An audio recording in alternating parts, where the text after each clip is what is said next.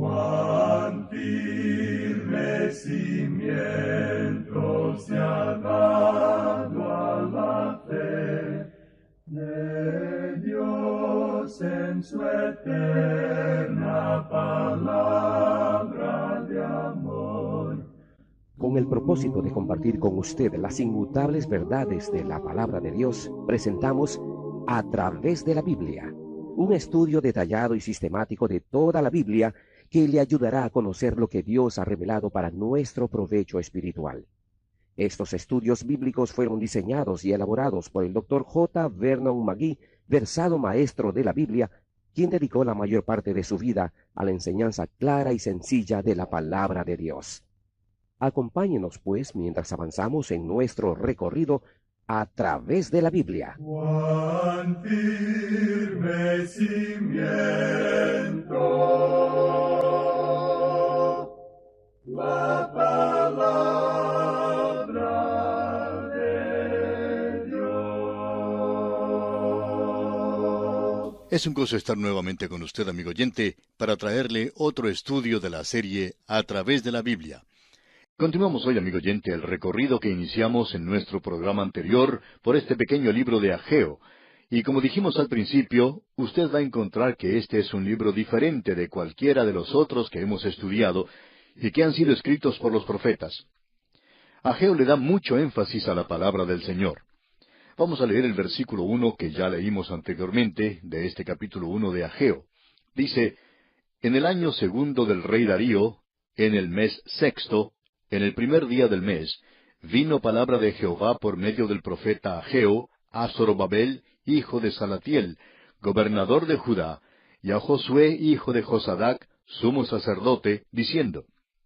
Ahora usted nota que Ageo comienza diciendo, en el año segundo del rey Darío. Nuevamente debemos decir que aquí se nos presenta un calendario que es del tiempo de los gentiles. El Señor Jesucristo dijo que Jerusalén iba a ser hollada o pisoteada por los gentiles hasta que el tiempo de los gentiles fuera cumplido. Eso es aún cierto en este mismo instante. Nos encontramos en esos tiempos aquí. Esto ya no está dirigido a un rey de Israel, ni tampoco está dirigido a algún rey del linaje de David.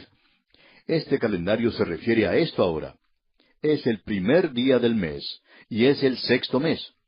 Debemos decir esto categóricamente porque si usted tiene un calendario judío, notará que este es el mes de septiembre, el día primero del año 520. Este es un libro que se puede fechar muy fácilmente. Y luego dice, a Zorobabel, este es el líder político, el hijo de Salatiel, y como ya hemos dicho, Zorobabel quiere decir sembrado en Babilonia, o sea que él creció en Babilonia. Él tenía un nombre babilónico, había nacido en la cautividad. Y luego se menciona a Josué, hijo de Josadac, sumo sacerdote. Así es que los líderes religiosos y civiles son mencionados aquí.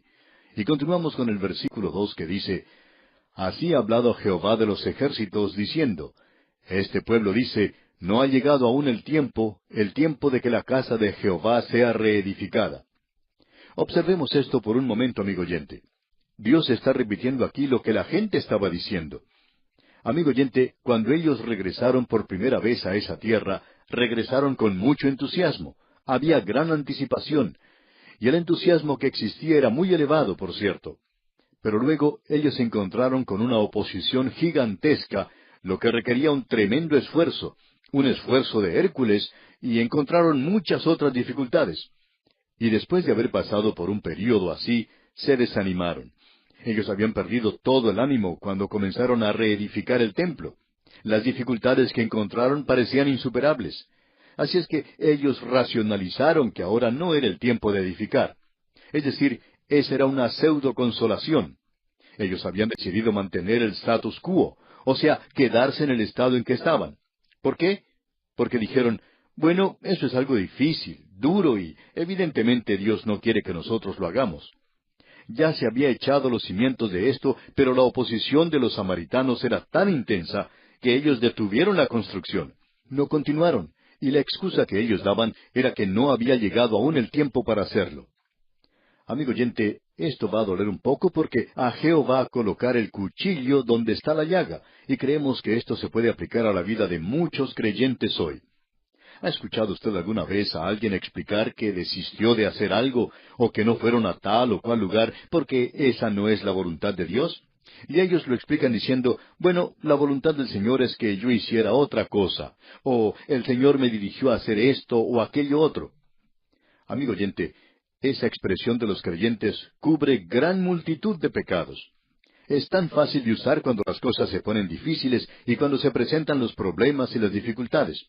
Es tan fácil regresar y poder informar a todos y decir, bueno, el Señor me necesitaba en otra parte. Esto también se puede apreciar mucho en cuanto a algunos pastores, cuando las cosas se ponen difíciles en la iglesia. Y hay veces que es bastante difícil para el pastor, y simpatizamos mucho con ellos, con aquellos que en realidad están tratando de servir a Dios. Pero es muy fácil decir, bueno, el Señor me está guiando a otra parte. Y cuando cualquiera de nosotros nos encontramos en una situación difícil, esa es la respuesta que nos viene muy pronto a los labios. Bueno, el Señor me está guiando a otra parte. Esta gente había comenzado a construir el templo, y el hacerlo era algo difícil. Usted recordará a Nehemías, cuando ellos estaban construyendo otra ciudad, la clase de oposición que tuvo él cuando trató de reedificar los muros. Bueno, ellos tenían la misma clase de oposición cuando trataron de edificar el templo. La gente dejaba de hacerlo y decía, bueno, no es ahora el tiempo del Señor para hacer esto. El autor de estos estudios bíblicos, el Dr. J. Vernon McGee, contaba que cuando él era pastor de una gran iglesia en la ciudad de Los Ángeles, en el estado de California, Estados Unidos, llegó el momento cuando tuvo que remodelarse el edificio y cambiar los asientos de lugar, ya que era un lugar bastante viejo y quizá de unos 50 o 60 años. Y trataron de preparar todo y hacer que el lugar quedara lo más cómodo posible. Ahora había allí personas muy piadosas que decían, bueno, nosotros no creemos que deberíamos gastar el dinero en poner bancas acolchonadas. Deberíamos dar este dinero para las misiones. Bueno, la mayoría de la gente quería asientos con cojines, así es que se les propuso lo siguiente. Nosotros vamos a hacer esto aquí, y aquellas personas que tienen tanto entusiasmo en cuanto a remodelar el lugar, ellos van a dar lo suficiente como para pagar por el banco de ustedes y el de ellos también. Ustedes entonces pueden dar su dinero para los misioneros. Entonces se les dijo que dieran el dinero para los misioneros, pero se recibió muy poco dinero ese día. ¿Y sabe por qué? Porque no había llegado aún el tiempo, no era la voluntad del Señor. En realidad ellos no tenían ninguna intención de dar, y utilizaban esa excusa de no dar para los asientos nuevos, porque decían que debería darse para los misioneros. Bueno, si debería darse para los misioneros, ¿por qué no lo daban? Pero no lo hicieron. Amigo oyente, eso ocurre en muchos lugares donde se lleva a cabo una actividad como esta.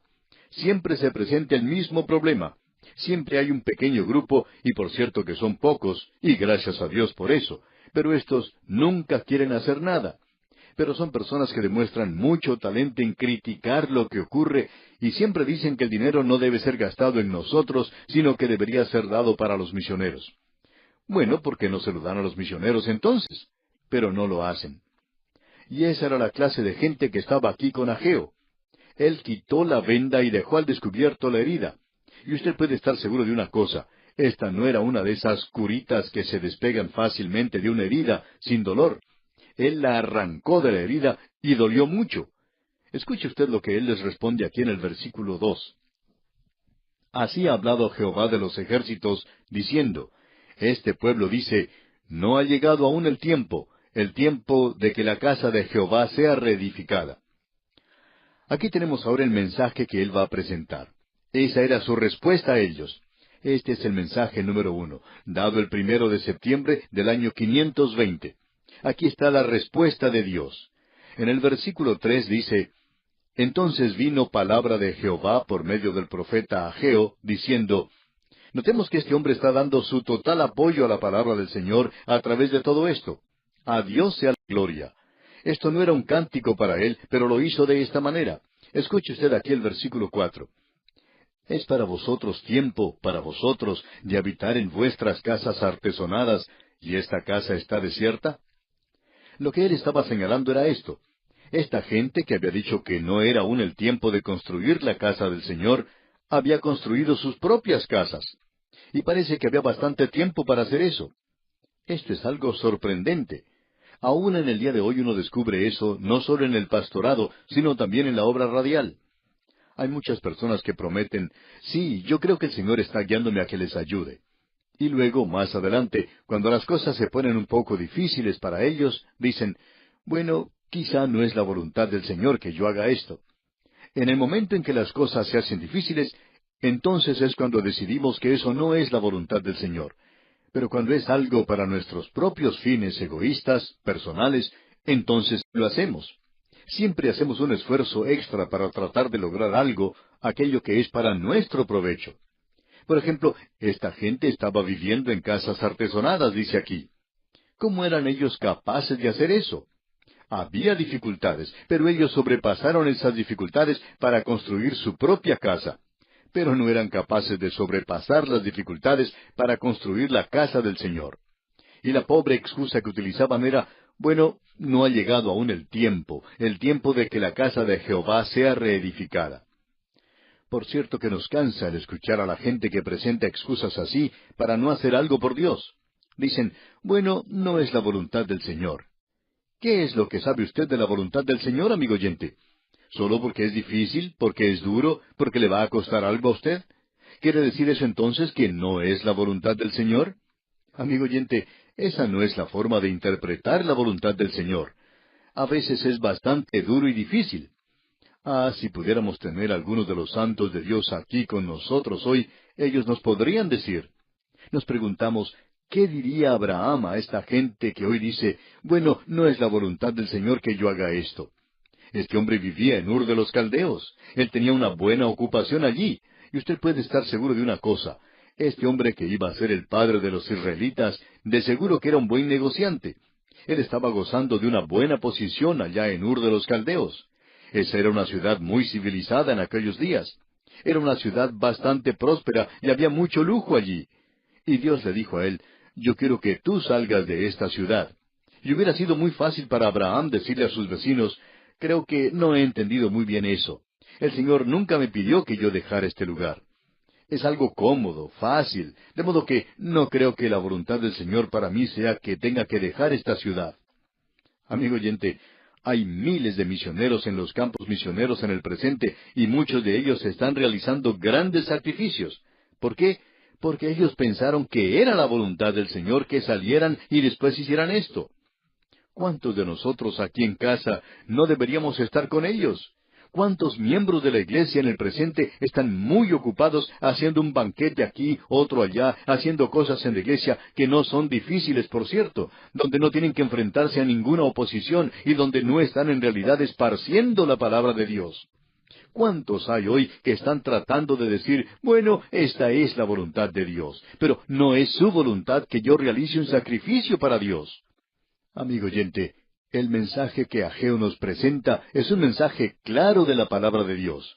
Y lo que Dios nos dice lo leemos aquí en los versículos 3 y 4. Escuche usted. Entonces vino palabra de Jehová por medio del profeta Ageo, diciendo, ¿es para vosotros tiempo, para vosotros, de habitar en vuestras casas artesonadas, y esta casa está desierta? Siempre nos sentimos incómodos cuando viajamos a algún lugar y podemos observar grandes iglesias, grandes catedrales, y a su alrededor la gente está viviendo en la pobreza. Es muy fácil para nosotros señalar eso y decir, bueno, eso no es correcto. Y estamos de acuerdo con que no es correcto.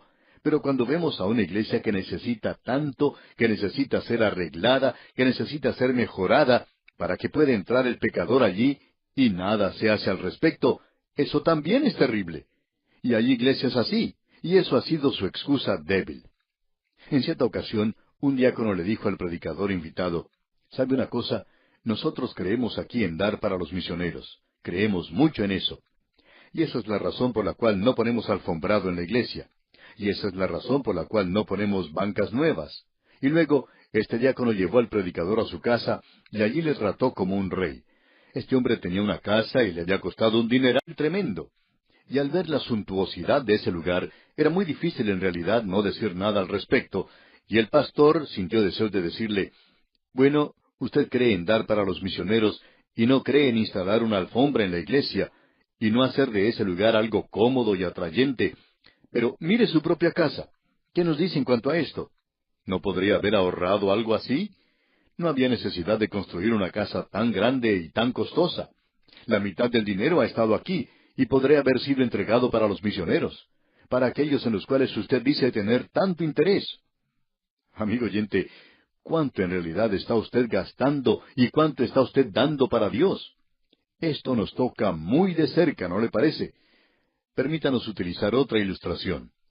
En cierta ocasión un predicador salió con un amigo creyente. Ese amigo le llevó a cenar a un lugar donde era bastante caro, pero él allí dejó una propina bastante buena para la persona que les atendió en la cena. Luego fueron a una iglesia para escuchar a cierto predicador y escucharon un buen mensaje. Y cuando llegó el momento de las ofrendas, el predicador observó lo que este hombre hacía. Y este hombre puso menos dinero allí de lo que él le había dado como propina a la persona que les había atendido en el restaurante. Y el predicador pensó, este hombre ni siquiera le da una propina a Dios. Él le da más propina a la persona que nos atendió en el restaurante que lo que le da a Dios. Amigo oyente, esto nos toca a nosotros aquí donde vivimos nuestra vida diaria. Esta gente estaba diciendo, no ha llegado aún el tiempo de que la casa de Jehová sea reedificada. Y entonces Dios dice, es para vosotros tiempo, para vosotros, de habitar en vuestras casas artesonadas, ¿y esta casa está desierta? Amigo oyente, esa es la hipocresía que existe en el presente. Era algo que molestaba en gran manera a los profetas, el escuchar que la gente se jactaba de lo que ellos podían hacer por Dios, pero lo que hacían para sí mismos eran cosas superiores de lo que estaban haciendo por Dios. Se lo dijimos, amigo oyente, que este mensaje de Ageo es algo que duele.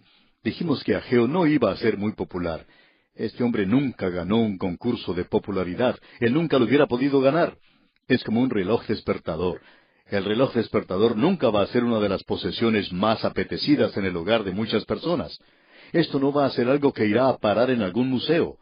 El reloj despertador nunca va a ganar concurso alguno de popularidad. A nadie le gusta despertarse súbitamente de su sueño. El que hace eso es un criminal y debe ser castigado, no premiado. En el día de hoy está tratándose de hacer relojes despertadores que tengan un sonido agradable, que no sea ese timbre tan violento que nos sacude de nuestro sueño. Pero el reloj despertador con cualquier otro sonido todavía es un reloj despertador y le interrumpe a uno el sueño. Hay grandes empresas en el presente que hacen que sus empleados escuchen música suave y agradable mientras trabajan. Ya no se utiliza el látigo del capataz para que los empleados produzcan más. Pero amigo oyente, cuando la gente se encuentra cómoda y satisfecha, no quiere escuchar una voz que los perturbe o algún sonido desagradable. En cierta localidad se pidió a una iglesia que no colocara campanas porque el sonido de ellas despertaría a las personas que dormían los domingos por la mañana en el vecindario. En días como los nuestros, Juan el Bautista perdería la cabeza otra vez, no por reprender al rey, sino por ser agitador y proclamar alguna calamidad. Esa es la razón por la cual los profetas de Dios nunca ganaron ningún concurso de popularidad. Ellos fueron apedreados, no premiados. Ellos fueron rechazados. Y Ageo, amigo oyente, es como un reloj despertador. Él nos despierta, Él nos molesta, y no nos gusta esto. Él ocupó una posición bastante difícil. Se encontraba en una situación muy dura. La gente ni siquiera notaba su mensaje. No querían oírlo. Ellos recién habían salido de Babilonia. No querían escuchar lo que él les decía. Pero él trató de despertarles y de hacer algo por Dios. Dios mediante, en nuestro próximo programa veremos cómo él hizo esto. Este hombre hizo esto de una manera muy fuera de lo común, aunque no era muy original que digamos. Pero aún así es algo que no se está utilizando en el presente. Creemos que puede ser efectivo si adoptáramos el método de Ageo en la obra de Dios en la actualidad. Bien, amigo oyente, vamos a detenernos aquí por hoy. Dios mediante, continuaremos nuestro estudio de este pequeño libro de Ageo en nuestro próximo programa. Mientras tanto, le sugerimos que usted lea todo este capítulo 1 de Ageo y comience a darse cuenta de lo que tiene que decir. Estamos seguros que se verá muy interesado en seguir con nosotros este viaje que estamos llevando a cabo por este libro de Ageo.